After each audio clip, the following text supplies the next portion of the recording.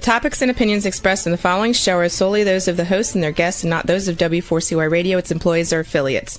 We make no recommendations or endorsements for radio show programs, services, or products mentioned on air or on our web. No liability, explicit or implied, shall be extended to W4CY Radio or its employees or affiliates. Any questions or comments should be directed to those show hosts. Thank you for choosing W4CY Radio.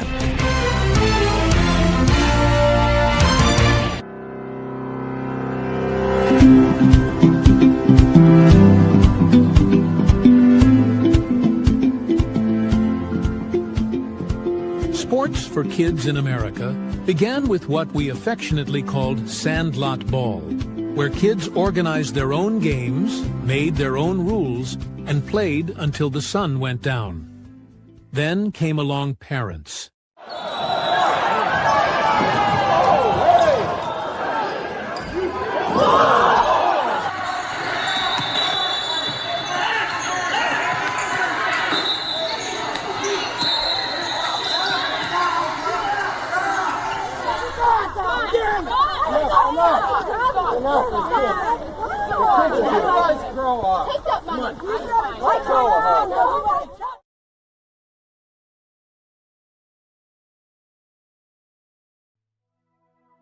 The National Alliance for Youth Sports was born out of a desire to bring order to the world of organized sports for children in America.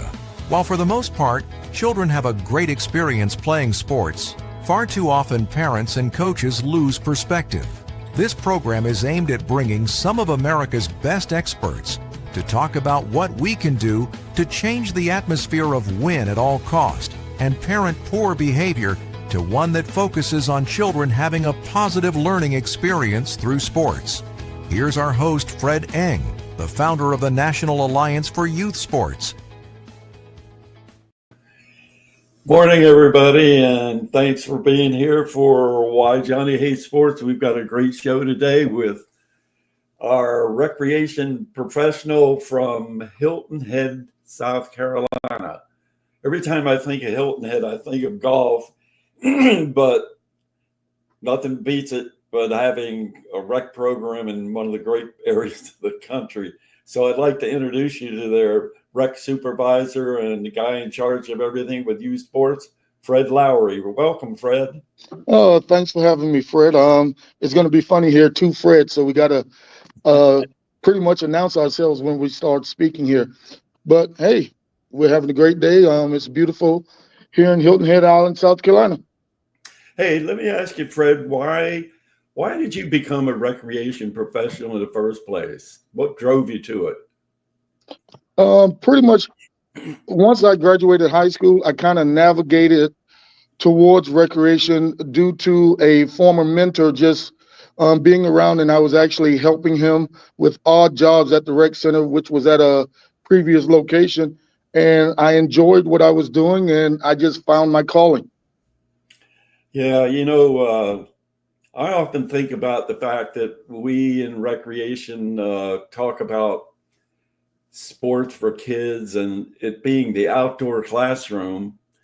And I'm wondering what your thoughts about that are. I mean, we have teachers, Fred, that are required to go through training for 4 years to be a classroom teacher, yet we have volunteer coaches that are out there. They don't have to have any training. What do you think about that? Well, that's a tough one because as much as we'd like to believe we want to train, educate, and even, provide all opportunities for these volunteer coaches to learn and flourish in that field, the challenge we have is just that, they being volunteers, not getting paid. And then the challenge is also, how do we get them involved when they know that sometimes there may be a case where parents and or officials are against them, or at least they think so. And with, the current climate where we see not only coaches, but especially the parents jumping out of the stands and attacking them, that's the challenge we have with recruiting volunteers because they don't want to put themselves in that position. So, but yes, they do need to be trained and educated. I don't have the exact answer for it, but I do know we're working on it. Give me an example of one of those parents jumping out of the stands? My most recent youth flag football season, I didn't have a parent jump out of the stands or onto the field. However, this particular parent was continuously chirping at the officials, and I'm on the sideline supervising. And finally, I stopped the game and I told all the parents, I addressed the entire field. If you continue, what's going to happen is I'm going to the vehicle. I'm going to get another whistle. I'm going to get a ref shirt, and you're going to come out here because nobody's perfect. These officials don't have anything to gain by calling it one way or the other. We're all human. And if a call is made that you think is bad, live with it. It's not the end of the world. This is recreation. I try to also, let them know what the term recreation means, because a lot of times I think they get confused. Just because it's sports, it's supposed to be ultra competitive or travel. Recreation in definition is for fun and enjoyment. So that's been my emphasis on trying to better educate parents. You mentioned the word travel there. And as a former recreation person, when I hear that word travel, I kind of shiver because I think back to the day when kids would sign up to come out and play sports, or their parents signed them up to come out and play. Everybody got a chance to play. And now I look at fields, I look at a field right across from my house there that is vacant, except for the time when they have elite or travel teams there that come in and they take over the field with these quasi professionals acting as coaches. What do you think of that?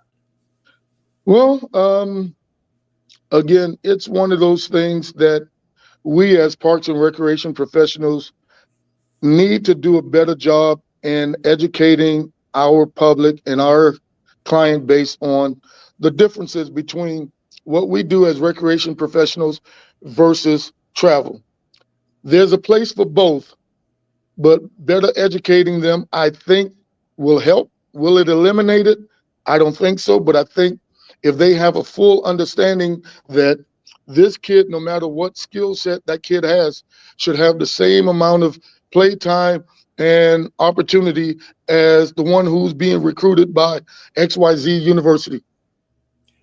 But how do you do that with, you have a kid that comes out and is just a mediocre player, and maybe that's all he wants to be or what she wants to be, and all of a sudden, the facilities or everybody's aiming and telling them, no, you really got to get up to this level of the travel team. So the pressure is on the kid, and the kid either quits or there's no program for them. And the travel teams are just the focus of everything. Fortunately, we don't do that. No matter what the skill set is the kid has, they're going to be accepted here. And when there's a case where we see coaches, like you said, who are just focusing on winning and making sure their best players are playing all the time or whatever, we step in as management and let them know, coach, this is our philosophy. This is what you should be doing.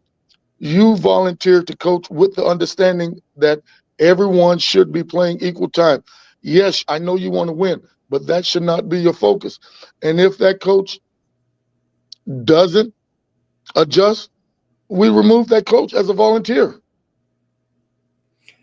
Here's maybe a tough question. What role do you think winning plays for kids in sports? Unfortunately, right now, it plays too big of a role. But I think that emphasis, or our challenge is, we got to change the mindsets of the parents, because the kids don't know going into it that it's all about winning. They only find that out because of either their parents say, I don't care, you got to do whatever it takes to win, or their coach says that. If that coach or parent doesn't say that, that kid is out there to have fun with and or against their friends. So the scholarship thing and pro level of whatnot, what do you think of that when the parent's telling a kid that's 8 years old, you're going to make it, you got to do this for a scholarship because we don't have the money. And second, if we make you practice year round, then you're going to have an opportunity to get to the pros, right? No. Well, they can say that, but you and I both know that's not a reality. In fact, practicing year round, studies have shown that does more harm than good to a child. Yeah. We did a study in Cincinnati, Fred, a few years back. We had 6 to 8 year old tested on the skills of catching and throwing, hitting. And you know what? 49% of those kids didn't meet the minimum requirement to be able to be successful playing sports. So here you have a kid that's going out there that doesn't meet the requirements, and yet the coaches don't know that.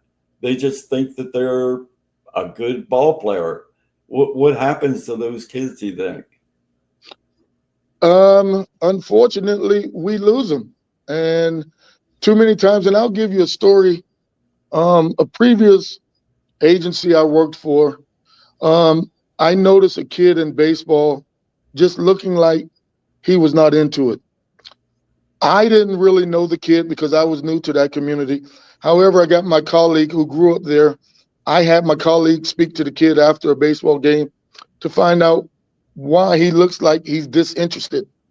Come to find out, the kid really didn't want to play baseball.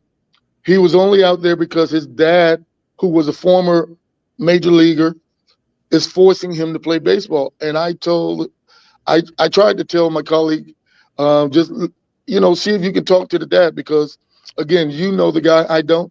You can't force it on the kid because you're just going to burn them out. And even if they're trying to please you, at that point, somewhere down the line, it's going to have a negative impact on that child's life. Yeah, you hit on a really important button there. I think that back to the original question about being in, sports being the outdoor education and the indoor education of being in school, sitting in a classroom. When you think about what you just said, it makes a big difference, because that lesson, that father who is a former professional teaching that kid that he's worthless, destroying his self-esteem because he's not meeting the father's expectation. Can you imagine what happens when that kid goes home and he says, I don't like baseball? Right. And so that's the saddest part. So Fred, why do you think kids come out for sports in the first place? A couple of reasons. One, their friends may have asked them to, or they saw or heard of their friends playing a particular sport, and they want to give it a try because they want to be around their friends. Another reason could be what we just touched on. A parent may have been a former athlete and say, hey, I want you to play this sport, and I want you to be the best at this sport. Those are the two main reasons kids come out for sport activity. It's just finding that balance between, do they really want to be there, or are they out there because of someone else? Yeah, that's right, because of someone else.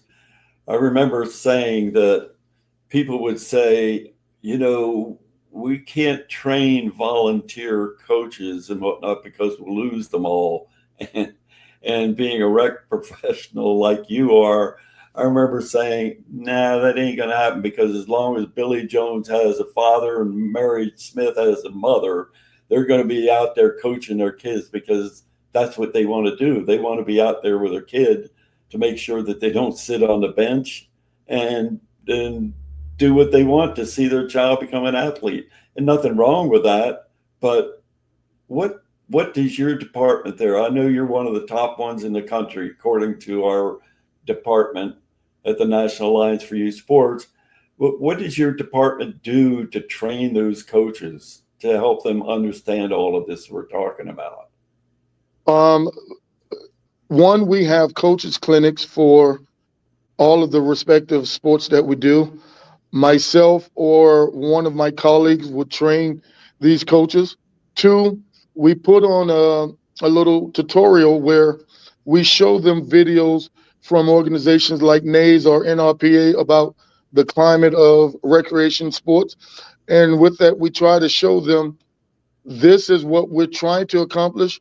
This is what we don't want to be. And that's where we get into a situation where a coach and or a parent has gotten too involved or too engaged with it, and it becomes confrontational or even physical.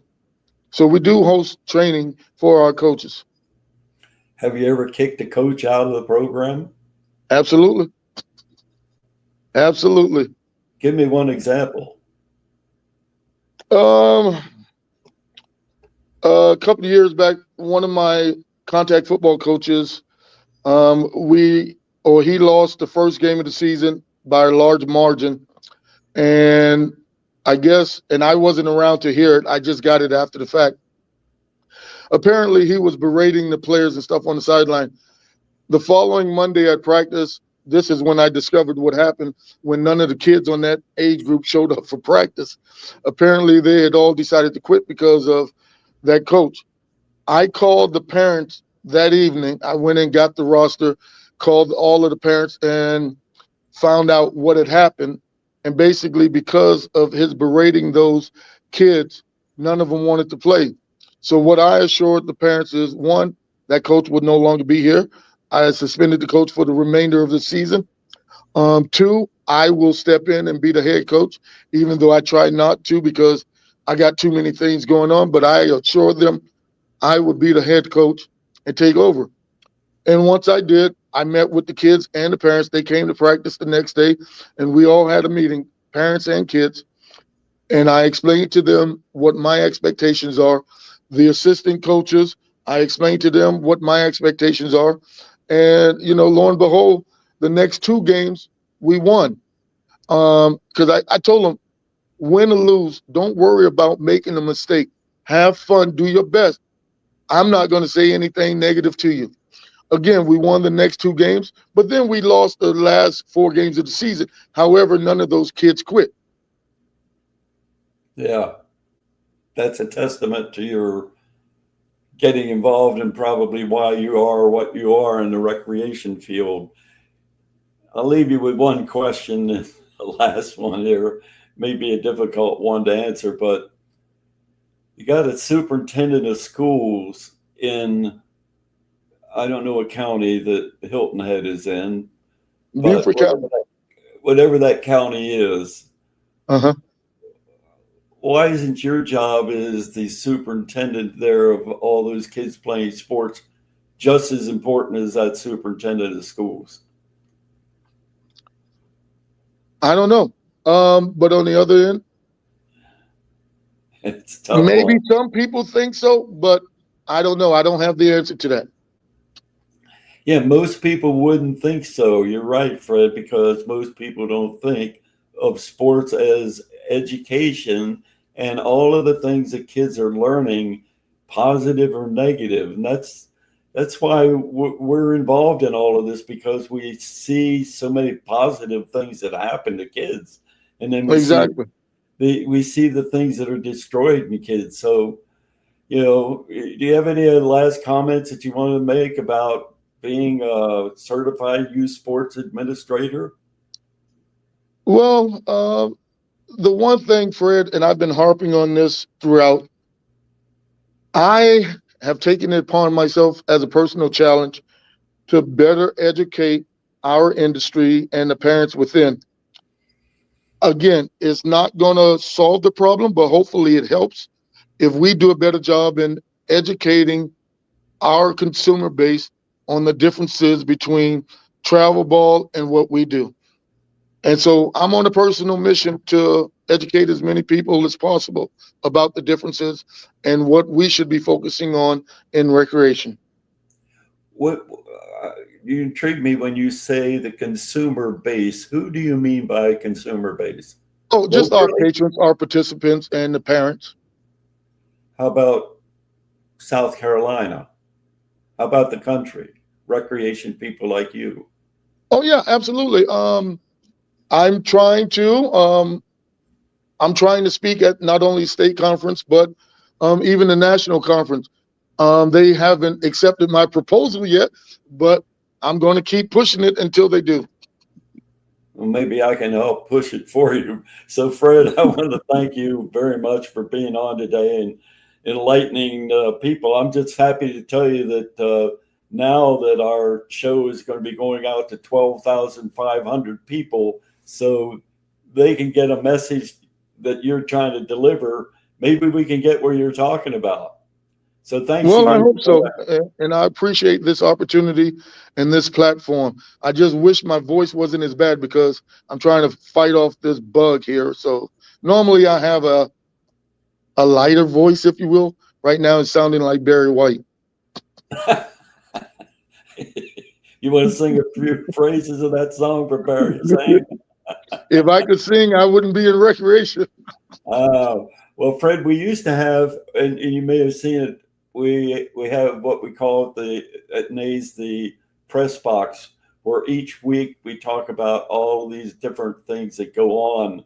And Juan, I don't know whether we can show anything or we have to go to a commercial and end it. But each week we do that. And last week I had somebody that was on that would show the different headlines, and I said, this isn't headlines from just this year.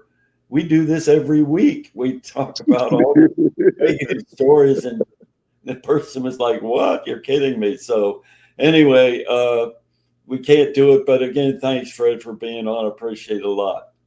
Thanks for having me, Fred. You have a great weekend. You too. All right. Bye-bye. Well, there we had it. And Fred Lowry is one of our key people that are out there in the Parks and Recreation field. So I want to thank you for being with us this weekend. And you have a good weekend. And we're going to close with, I think, maybe a commercial here.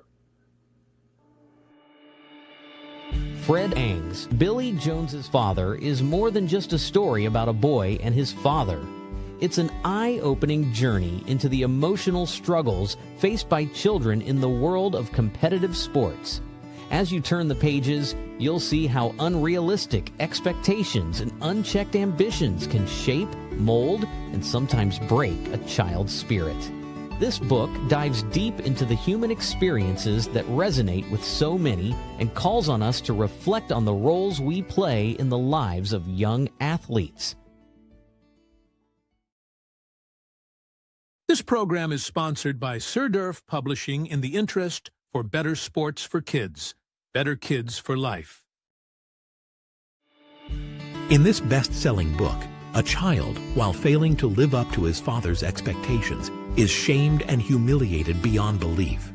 He vows to never allow his own son to face the same.